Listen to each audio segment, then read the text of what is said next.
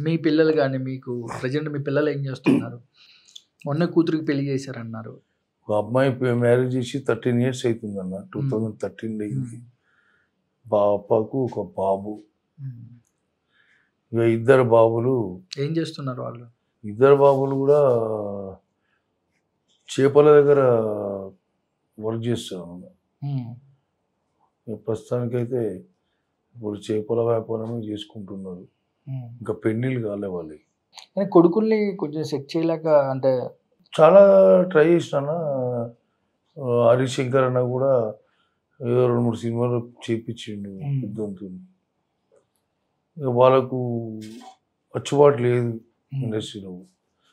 ఇక లేదు ఇక మేము ఇది చేసుకుంటామంటే సరిగా ఎవరి ఇష్టం వాళ్ళది అని చెప్పేసి నేను కూడా సరే మీ ఇష్టం రా బాబు అని చెప్పి హ్మ్. సినిమాలు వదిలేయడం. చేశారా మీ కొడుకులు? ఏమైనా మూవీస్ చేశారా? హరిశంకర్ గారి డైరెక్షన్‌లో చేశారా? హరిశంకర్ గారి డైరెక్షన్లో సుబ్రహ్మణ్యం పరిశీలు హ్మ్.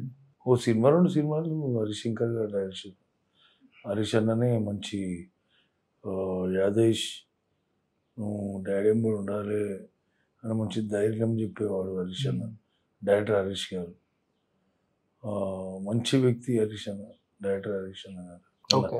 అంటే లైక్ ఇప్పుడు మీ ఇంట్లో మీ మిసెస్ గాని ఏదైనా వర్క్ చేస్తున్నారా? అంటే హౌస్ వైఫేనా? House wife. హ్మ్. మీ పిల్లలు మా పిల్లలు ఫిష్ కూడా ఈ ఇంటి దగ్గరనే ఫిష్ మార్కెట్. హ్మ్.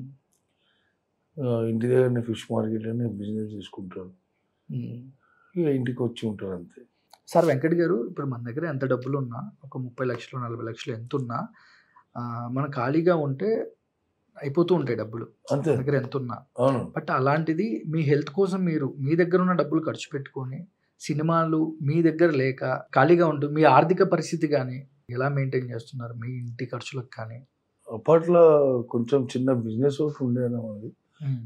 నెలకు ఓ 10-15 వేలు దాని మీద ఆదాయం వస్తుంది. ఇక అదే ఆదాయం మీద బతకడం జరుగుతుంది ప్రస్తుతానికైతే. హ్మ్.